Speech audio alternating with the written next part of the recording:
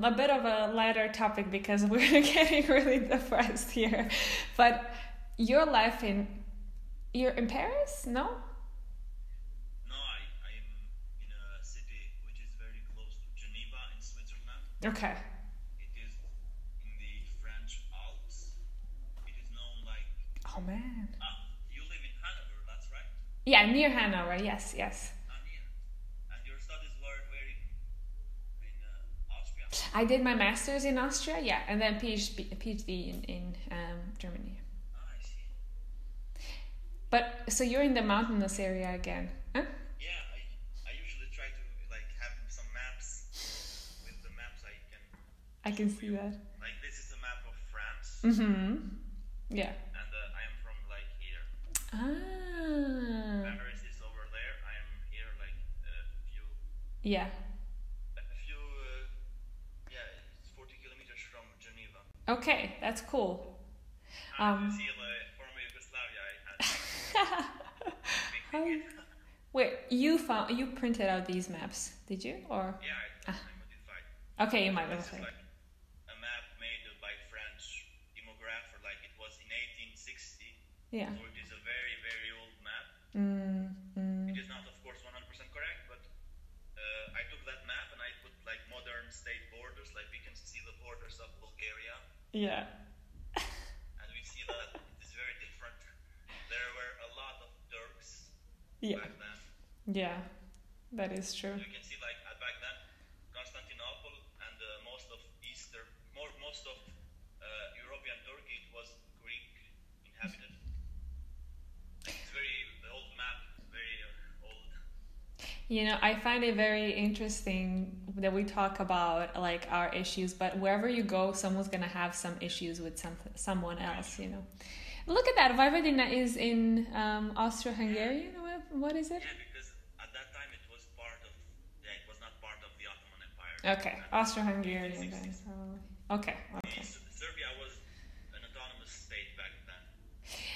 Yeah, you know, I can see that influence, like Austro-Hungarian influence, because I can see the difference between the like north and the south, and there was this, and I think in culture, but also in buildings, obviously. Like I think with buildings, it's very our buildings. Huh? Yeah, that's very interesting. Okay, I thought you were talking to someone else. Sorry. No, our buildings are they're like when I go to Vienna, I'm like yeah, you know, very similar buildings.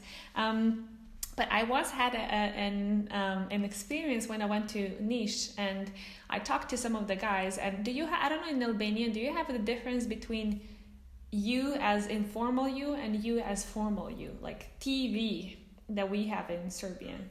Do you have that, or do you address everyone the same? I think yes. Yeah. I think Okay. Okay, so in Serbian we have a difference. T is informal, T, and if I tell you V, then it's like you as a... It's the same in Albanian. Yeah. Yeah? Yeah. Okay, cool. So basically what I experienced over there, like one of the guys told me, like in the north we emphasize V. So to older people, to like your teachers or whatever, it's V, right? Like it's kind of respectful, you're like giving respect, you know. But then T is for like friends, you know. But in South they have a slightly different, at least that's what the guy told me. They had a slightly different approach to things, where he said you say T to everyone, informal T, because you don't want to impose a hierarchy. You want to say we are all the same, and that's a compliment. So if I tell to a president T, then it's a compliment because we are all equal people, or you know what I mean? And I was like, that's an interesting point of view. I never thought about that. And that's one of the things that we definitely differ from south from the north. Yeah, that's very interesting. I think about that. I think in the Albanian minority in Serbia and in Kosovo, most people use T, like you singular, when with someone they know. Yeah. But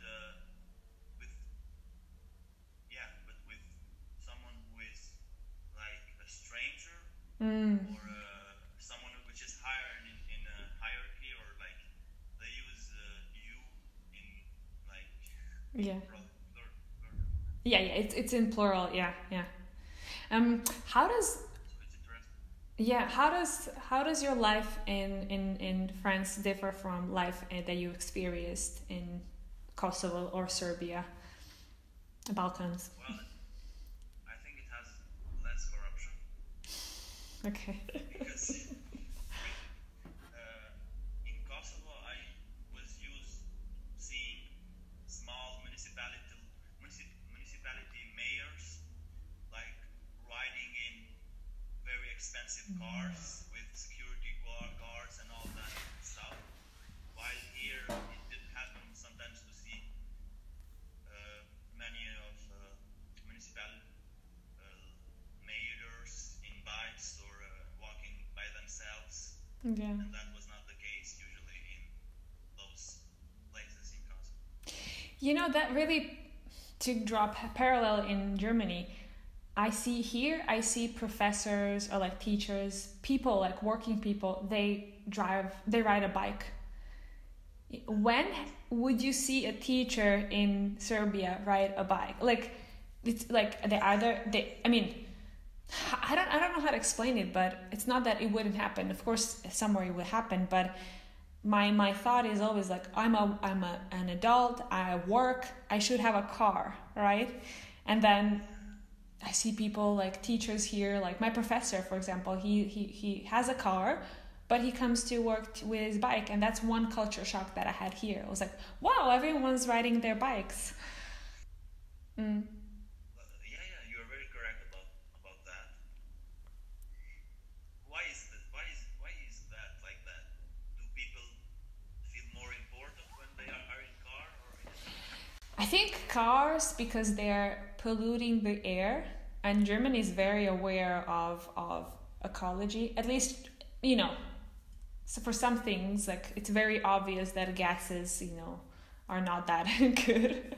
So they are. I think it's a tradition that they've been doing it for such a long time, and they just keep doing it. They're used to it. Like they have equipment for their bikes, for like if there's rain, it's just so normal. And they're like, we use cars only if we need to, like if we need to pick up our kids or if we need to. That's great. That is amazing. That's amazing. I love that mentality. I don't. Or you use the public transport, which is okay because you're sharing it with people. So it's not like one person goes into one cab, but there's like many people in one bus, right? So it's not, you don't have so much traffic in a sense. I think that's a really cool aspect. Did you see some other differences? That's very good because when I think about that, I think about more healthy people here. Yeah. Because here, older people, you can see them like running around the lake, doing a lot of sport, Yes. which is not the same thing in Serbia and Kosovo. I have seen people, yeah, they go to drink in a cafe or a restaurant, or they do not. They do that a bit. These years they have started doing like hiking a bit more, Yeah. doing a bit biking a bit more. But when in the years 2000s, if you would start hiking, you would be like mostly alone because people would not do that, Yeah. which is not a good thing. So here it's much better. People are more healthy and they do more sports, more activities, while some just want to stay in a cafe, talk, drink coffees, smoke and have fun. But That's don't like that stuff. Yeah, I understand that. That's the mentality we have, like enjoyment. Like for example, I'm gonna go later with my friend and meet up for a coffee, but yeah, I have that as well. Like in Serbia, like I would go if I would work out, I would work out from home, or I would go to the gym, or I would like do some sports, like train something, or like do some course or whatever. But in Austria, I was in Klagenfurt, so that's like a slightly hilly, mountainous place. So I would go running, jogging, and when I would go back to Serbia to visit them, I would jog do you know how people would look at me weirdly, like jogging? Like, what the fuck is she doing? Crazy girl. Exactly. My mom is like, oh my god, this crazy girl, she's jogging. What? Where are you running? Where are you running? Basically. So, yeah, stuff like that. Stuff that I learned, for example, I would bring a bag always, you know. So I would go to the store, I'd be like, I don't need your bag, just put it here. And my mom was like, oh my god, just take the bag, just take the bag. I was like, no, mom, it's plastic. She was like, just take it. Yeah, basically. She's like, no, they're like, this one is a weird one. She's a weird one. So just like, they're used to it. But I have one question, because like when I think about your childhood, I think about, I don't know how you feel, but like kind of like you were somewhere in between, right? Like, you know, you're not, how do you say, Kosovian? No, Kosovarian? I don't know how you say it. Yeah, let's say Kosovar Albanian, Kosovar Serbian now. Yeah, I think people want to label you in a certain way. For me, it's quite easy. Like, I'm from Serbia, from Vojvodina, right? But for you, it's not that easy. But how is that for you? Do you need to classify yourself as like something? Do you need to find that, you know, that one root or one something that you claim? Or for you, it's like, I'm everything. Like, it's okay. It's a great question. I don't know about you, but I really don't see myself. I don't want to get like limited, like put in the box. Oh, Yeah. that's all I am. Like, it's very weird. But some people, they have a lot of pride on that. Yeah. While I see that's a limitation. Yeah, I understand. I think people see things differently, and there's definitely some people that they really need a true sense of belonging somewhere, and I think that's where that comes from. They're like, they really need to sense their identity, that they're this or that. And then there's some people that are like, no, I don't really want to identify myself as something, only this one thing, because then, as you said, I would be limited as to how much I can learn or expand, or I want to see what else is out there. And I think both are correct. I just wanted to ask you, because you have such a colorful childhood and now you're in France. So, you know, I feel very similar to you. I feel like I'm always going to be Serbian, and I have that culture in me, but that shouldn't limit me to change as I want to change. And that is being exposed to other cultures, countries, other ways of thinking, and then I can pick and choose what I feel works for me, and you know, what I identify with. So I think that's a flexibility in a sense is really good. And if you still, after all of that, feel like, no, I am, you know, I am a Serb, I am Albanian, I am Kosovian, or I'm pronouncing that word, it's not Kosovian, Kosovarian, I don't know, check it out. But that's okay. If you feel like after all of that you identify with this one thing, I think that's also okay. But as you said, you're slightly different in that sense. So are you Muslim then? Yeah, we're Muslim in that part of Serbia, but it's very strange. Like, in our villages, people would celebrate the Orthodox Christmas.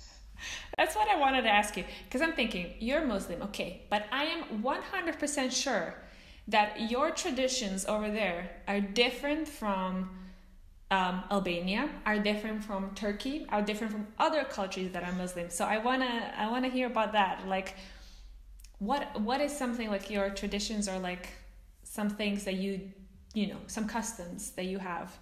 Yeah, I've seen that with many Albanians. They're very, very different. Yeah. Most of them, to be honest, are atheists or non-religious. Really? Albanians? Most of those that I know. Oh, okay. Like, I was talking one day with one. He said, "Yeah, I'm a Muslim." Then after an hour, he said, "No, I'm an atheist." So it was very weird because yeah, I think they passed through a very harsh communist rule. Yeah. It was a crazy dictatorship, and I heard about it. in that country, Man. Albania, it was a very poor country back then. It was illegal to have a religion, like for 5 decades. Really? I didn't know about that. Illegal to have a religion. Okay. Yeah, they did execute Muslims, Christians, priests. Whoa. They did do that in Albania back then. Mm. So it was like a crazy country to live in. Mm. Like it was an official act. It was like the first official warm atheist state. Mm. So I can see the new generations. They are much less religious than those people that are of Albanian origin in Macedonia, Kosovo, and other places. But the difference with Kosovar Albanians, yeah, the majority of Kosovar Albanians are Muslim. There are some Catholic Albanians. I've seen there. It was simple. It was mostly personal. Like you would believe for yourself, and you would not use like politics, religion into politics. Like we have states in Arabia that have their religion as a state religion, Yeah. and they enforce that on other people. Yeah. So that was not all in our regions. Just so you know, I lost my internet, so I lost like 15 seconds of you talking, but I guess you're talking that in your area it was like more personal, so it was not imposed. Was it imposed? It wasn't. No, it's a personal choice. Yeah, which it should be. I think it should be. Never went into a mosque. What? My father, he never visited a mosque. Interesting. But my grandfather, Okay, he did. Visit mosques. Okay. He went sometimes to pray there. So. It was not. Mm-hmm. No, but. So what did you like celebrate some of the customs, some of the like religious events? Hmm?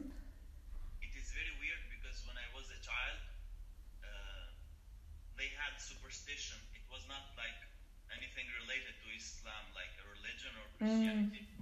They had like superstitions that may date before monotheistic religions. Like they had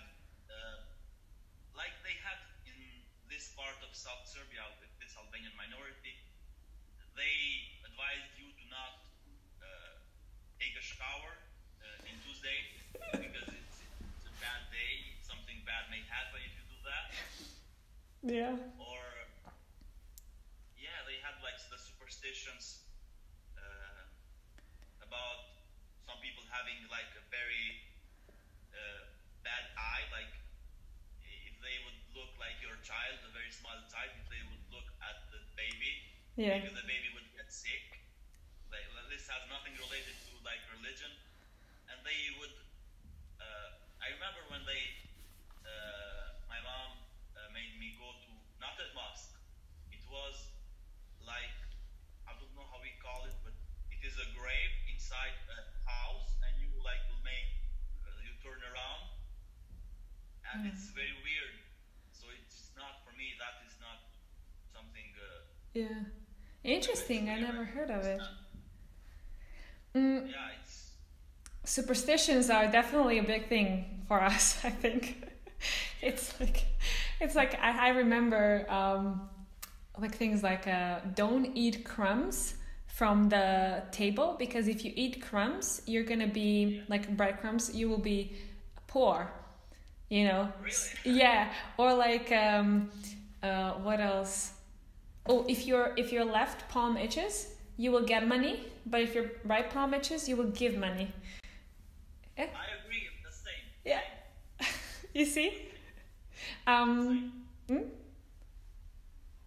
if you don't, it was maybe this was racist. I don't know, but if you are eating food and you didn't finish, like someone would say, if you don't finish it, a new gypsy will be born. Like. Okay. Gypsy will be okay. For us, it was if you don't finish your food and clean your plate, like lick your plate, basically, your a boyfriend or girlfriend or husband or whatever will be ugly. But I must finish though. Yeah, exactly. That was the tactic. You must finish it. That's good motivation. Yeah, exactly. So there were many superstitions, and or for example, when we were kids, and I don't know why they used to say that if you drink coffee, you will get mustache. Maybe I heard that somewhere. Yeah. And I was like, I don't want mustache. I think it was mustache and tail or something like that. You would grow your tail, or I don't know. But now we're at the topic of coffee, actually, that I associate coffee with, like, I still sometimes drink Turkish coffee. Well, we call it Turkish coffee or homemade coffee. So, or just coffee, you know. People are like, we don't call it Turkish. I'm like, I mean, in my area we do, but also we change names. So we know what we're talking about. But I still make it, and for me, coffee, I don't like drinking it every day unless it's like meeting up with friends and talking. So for me, coffee is very social, and still is. And I when I came here, I realized that, and I actually kind of like that, the fact that I took that from Serbia, because it was like that culture of being together and like enjoying, you know, coffee. Yes, it gives me energy, but I don't want to drink it to give me energy. I wanted to drink it to spend time with my friends. How was it for you over there? I mean, probably maybe you don't drink coffee, but was it like your guests come to your house and you make coffee, or what do you give? Yeah. You make coffee for them. Yeah. It's a Turkish coffee, of course. Yeah. But the coffees here in France, I don't like them. They are like bitter. I don't know the taste of it. The coffees in the Balkans are better. I mean, in the restaurants and bars, and I like the coffees. What is a French coffee though? Like, what do they drink over there mostly? It depends what type of coffee. There are different types of coffees, like in other places, like in Germany, I guess. But those that I have tasted are, if I don't put some milk and a lot of sugar, are very like, I don't like the taste of it. Once I was like vomiting. It was so strong, and I was putting sugar as much as I could, but nothing would change. It was very. Yeah. I was saying, "Fuck! I'm paying for this. I'm paying to vomit." So I also found it difficult because like most of what I would drink in Serbia will be Turkish coffee, and then sometimes we would drink instant coffee, Nes. Do you know Nes? Yeah, we call it Nes, but it's it's like you can drink it with water, but it's usually with milk, and it can be like warm and or cold, or you know, depends. So sometimes I would take Nes, but for me Nes was like something sweet because there was milk inside. But coffee was coffee, like, you know, I usually don't put milk in my Turkish coffee. And so I went to Austria and there's no Turkish coffee. So like I was like, what do I drink? So I started drinking, like, sometimes when I would drink coffee, then it would be, they call it felengata, which is like black coffee basically. That was the closest thing I could get to Turkish coffee. And filtered coffee I didn't really like that much. And they drink a lot of cappuccinos over there. So anything with milk, they love milk. Yeah, the cappuccino was like 90% of people would just order cappuccino because I worked in a cafe. But yeah, I think people here would mostly go for something milky, like black coffee as well, but mostly like latte macchiato, cappuccino, or like something with coffee. Yeah. When I was a teenager, I would drink like that coffee mixed with milk, and sometimes my mom would call me, "Hey, come and drink the milk." I said, "It's not milk, it's coffee with milk." Why would she give you? Oh my god. Yeah, some people, very rarely would people drink milk with Turkish coffee. Some of them would, but rarely. But I find it, so I wanted to actually tell you that the custom for us is like, if someone visits you, at least it was before, now things are changing, but like you bring coffee, like coffee is the thing, like coffee, you know, all the time. But then of course rakia as well. Do you also make rakia over there? I guess so. Raki or yeah. Yeah. First time I was 9 years old when I tried it. That's a good age to you know, feel disgusted by it. Yeah. Yeah. Well, I'm gonna stop recording now because we already have so much material. But thank you very much for talking to me. Yeah. Very well. And I hope the viewers are gonna listen to it as well. Do you want to say bye to them in Albanian?